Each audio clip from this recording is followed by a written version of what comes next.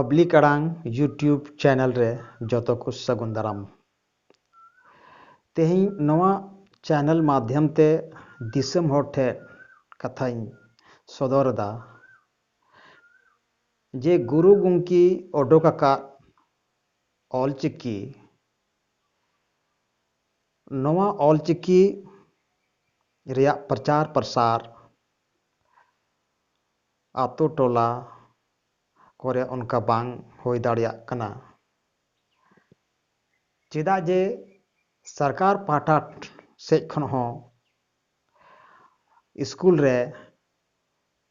नवा रिया पढ़ाव बांग हुयुक कना। झारखंड दो आदिवासी राज्य मेनते को मेता कना और झारखंड रगी ऑलचिकी ते पढ़ाव औरी एहोबोआ जहाँ खोन ऑलचिकी जन्म लेना ओडिशा ओंडे हों ऑलचिकी ते स्कूल रे पढ़ाई से सरकार पाटा खोन बांग एहोब कना। आ जहाँ दो बंगाल में ना बंगाल रे दो ऑलचिकी ते पढ़ाई चला कना गिद्रे को पढ़ा कना ऑलचिकी ते इनखान अड़ी दुख रिया कथा ये झारखंड जहाँ आदिवासी बहुल स्टेट को मेता कना नोंडे के ऑलचिकी ते पढ़ाई औरी शुरुआ और झारखंड सरकार हों नुआ प्रति गंभीर बाय नेलोक कना। झारखंड रेन मुख्यमंत्री संताल कन गया विपक्ष नेता हों संताल कन गया एन हों नोंडे संताली राजभाषा बाय बनाव दाड़िया कना। संताली राजभाषा जुदी बनाव लेन खान झारखंड रे जोतो स्कूल रे ऑलचिकी ते पढ़ाई शुरू कोआ मेनखान सरकार हों ऑलचिकी हराबोरी प्रति गंभीर बाय नेलोक कना। सरकार गंभीर बाय नेलोक कारण ते बाहर रेन नेता से झारखंड खो जहाँ को जितेव कान एमएलए विधायक एमपी नुकु ऑलचिकी रिया को विरोध दा नेल केदा बोन किछु दिन मड़ांग रे सीपी सिंह विधायक जहाँ दो रांची कनाय उनी ऑलचिकी स्क्रिप्ट रिया विरोध किदा उनका की नोंडे पदाधिकारी होको विरोध दा कारण दो हुयुक कना आबो रेगी आपस रे कंट्रोवर्सी मेना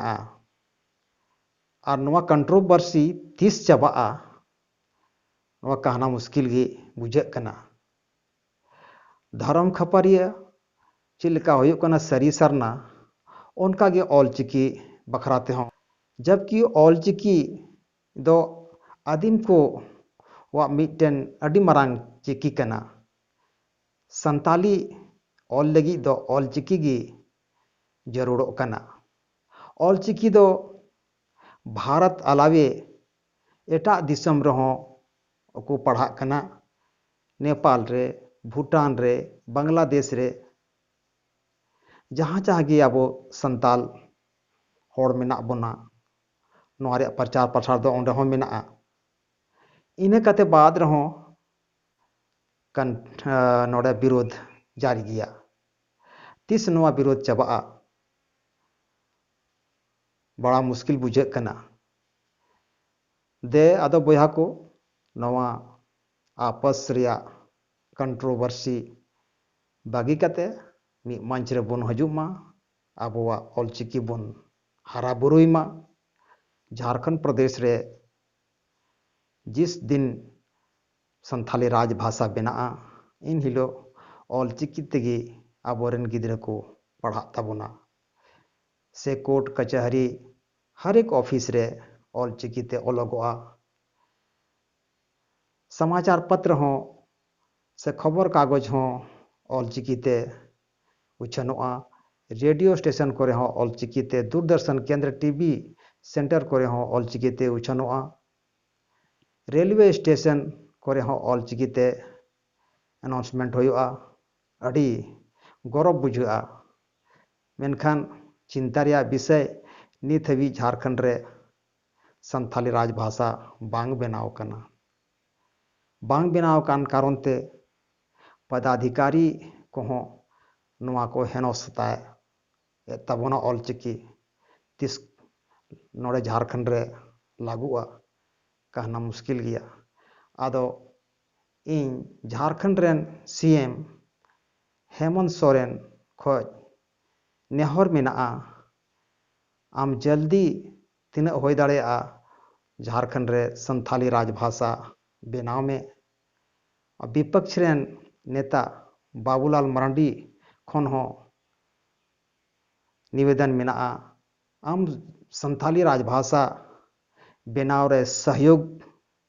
में सरकार गणवाय में आबेना कुरुमुटुते मिद दिन झारखंड रे संथाली राजभाषा बना